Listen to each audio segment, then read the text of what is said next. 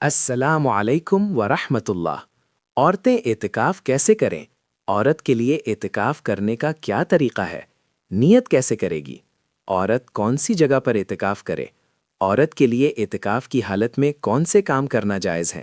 مثلاً کیا عورت اعتکاف کی حالت میں گھر کے کام کاج کر سکتی ہے یا نہیں؟ کیا وہ کھانا وغیرہ بنا سکتی ہے؟ کیا اعتکاف کے دوران اپنے شوہر سے بات چیت کر سکتی ہے؟ کیا عورت اعتکاف کی حالت میں بیڈ یا چارپائی پر سو سکتی ہے؟ عورت اعتکاف کی حالت میں کون سی عبادت اور کون سے اعمال کرے اور کن چیزوں کے کرنے سے اعتکاف ٹوٹ جاتا ہے؟ یہ وہ تمام باتیں ہیں جو آج کی اس ویڈیو میں اپنی اسلامی بہنوں کے ساتھ شیئر کرنے جا رہا ہوں۔ مجھے امید ہے کہ اگر آپ یہ ویڈیو مکمل دیکھ لیتی ہیں تو آپ کو بہت فائدہ حاصل ہوگا اور بہت سارے مسائل آپ کو اسی ایک ویڈیو سے سیکھنے کو ملیں گے۔ اس لیے اگر آپ اس رمضان اعتکاف کا ارادہ رکھتی ہیں تو یہ ویڈیو مکمل واچ کیجیے گا۔ انشاءاللہ یہ ویڈیو آپ کے لیے بہت زیادہ ہیلپ فل ثابت ہوگی۔ 2 عمروں کے برابر ثواب عطا فرماتا ہے۔ سب سے پہلی بات کہ اعتکاف کی فضیلت کیا ہے؟ کتب احادیث میں اس کی فضیلت کے حوالے سے کئی احادیث موجود ہیں۔ میں ایک حدیث پاک کا مفہوم آپ کے سامنے بیان کرتا چلوں۔ نبی رحمت صلی اللہ علیہ وسلم نے ارشاد فرمایا کہ جس نے رمضان کے آخری عشرے میں سنت اعتکاف کیا اسے 2 مقبول حج اور 2 عمروں کا ثواب عطا کیا جاتا ہے۔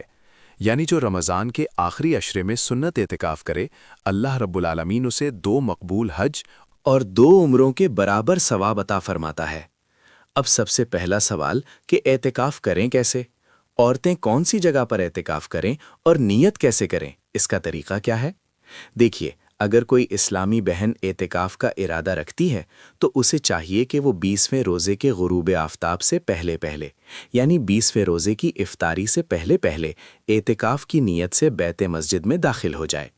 بیت مسجد اس جگہ کو کہتے ہیں جو اس نے نماز اور عبادات کے لیے خاص کر رکھی ہے، یعنی جہاں وہ عام طور پر نماز ادا کرتی ہے۔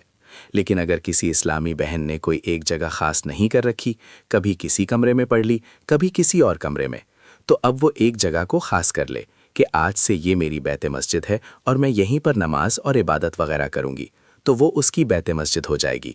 20ویں روزے کی افطاری سے پہلے اعتکاف کی نیت سے وہ وہاں بیٹھ جائے۔ اب نیت کیا ہے؟ نیت اصل میں دل کے پختہ ارادے کا نام ہے۔ بس اتنا ارادہ کر لے کہ میں رمضان کے آخری عشرے کا سنت اعتکاف کر رہی ہوں، اتنا کافی ہے۔ یا پھر نویتو سنت الاعتکاف کہہ لے۔ نیت کرنے کے بعد غروب آفتاب سے پہلے جگہ سنبھال لے۔ ایسا نہیں ہے کہ افطاری کر کے پھر وہاں جا کر بیٹھے گی، اس طرح سنت اعتکاف نہیں ہوگا۔ غروب آفتاب سے پہلے اعتکاف کی نیت کر کے بیت مسجد میں داخل ہونا ضروری ہے اور افطاری وہیں بیٹھ کر کرے گی۔ اب وہ ہر اس چیز سے بچے جس سے اعتکاف ٹوٹ جاتا ہے۔ جن کاموں سے شریعت نے منع کیا ہے ان سے بچنا ہے، یعنی بغیر کسی شرعی عذر کے اگر وہ اپنی بیت مسجد سے ایک لمحے کے لیے بھی باہر آئی، چاہے بھول کر ہی کیوں نہ ہو، اس کا اعتکاف ٹوٹ جائے گا۔ اس چیز کا خیال کرنا چاہیے کہ بغیر کسی شرعی عذر کے اس جگہ سے باہر نہ نکلے۔ شرعی عذر سے مراد واش روم جانا، غسل کی حاجت یا وضو کرنا ہے۔ ان کاموں کے لیے وہ باہر نکل سکتی ہے، لیکن اس کے علاوہ بغیر کسی شرعی عذر کے باہر نہیں نکل سکتی۔ ایسا نہیں ہے کہ وہ گھر والوں کے ساتھ سحری یا افطاری کرنے کے لیے دوسرے کمرے میں جا رہی ہے یا دسترخوان پر جا رہی ہے، اس طرح ان کا اعتکاف ٹوٹ جائے گا۔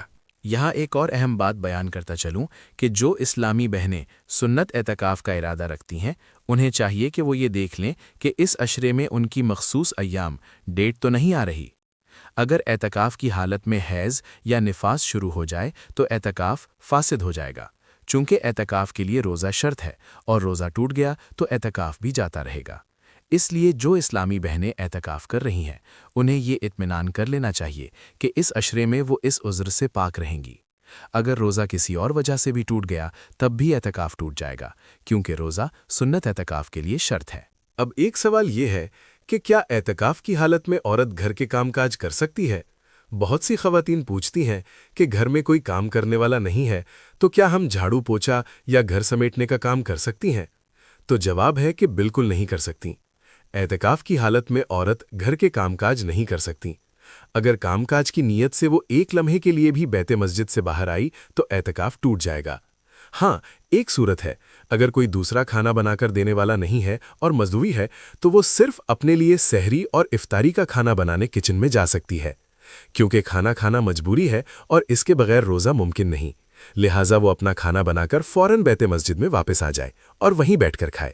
دوسروں کے لیے کھانا بنانا جائز نہیں ہوگا۔ اسی طرح ایک سوال یہ پوچھا جاتا ہے کہ کیا اعتکاف کی حالت میں اپنے شوہر سے بات چیت کر سکتی ہیں؟ کیا شوہر آ کر بات کرے تو اعتکاف ٹوٹ جائے گا؟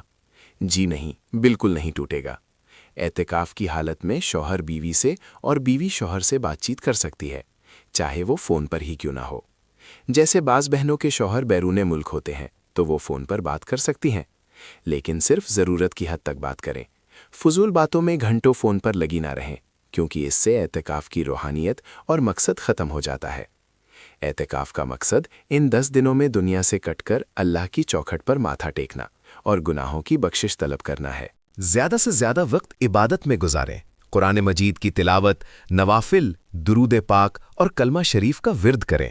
فضول باتیں کرنا درست نہیں ہے، اس سے اعتکاف کی روحانیت ختم ہو جاتی ہے۔ اسی طرح ایک سوال یہ ہے کہ کیا اعتکاف کی حالت میں بیڈ یا چارپائی پر سو سکتی ہیں؟ اگر کوئی تکلیف ہے اور نیچے نہیں سو سکتی تو بالکل بیڈ یا چارپائی پر سو سکتی ہیں، لیکن شرط یہ ہے کہ وہ بیڈ یا چارپائی آپ کی بیت مسجد یعنی اعتکاف والی جگہ کے اندر ہی ہو۔ اگر آپ وہاں سے نکل کر کسی اور کمرے میں یا کمرے کے اس حصے میں جا کر سوئیں گی جو اعتکاف کے لیے مقرر نہیں ہے تو اعتکاف ٹوٹ جائے گا۔ یہ چند اہم مسائل تھے۔ بعض خواتین پوچھتی ہیں کہ کتنا سونا چاہیے، تو عرض ہے کہ جتنا ہو سکے وقت عبادت میں گزاریں۔ خاص طور پر طاق راتیں تو جاگ کر گزارنی چاہیے، کیونکہ اعتکاف کا ایک بڑا مقصد لیلۃ القدر کو پانا ہے۔ آخری عشرے کی طاق راتیں یعنی 21ویں، 23ویں، 25ویں، 27ویں اور 29ویں رات میں عبادات کا خاص اہتمام کریں اور دعا کریں کہ اللہ ہمیں لیلۃ القدر عطا فرمائے۔ مجھے امید ہے کہ آپ کو میری باتیں سمجھ آ گئی ہوں گی۔ اس کے علاوہ بھی اگر آپ کے ذہن میں کوئی سوال ہے تو آپ کمنٹ کر دیں، میں آپ کے سوال کا جواب ضرور دوں گا۔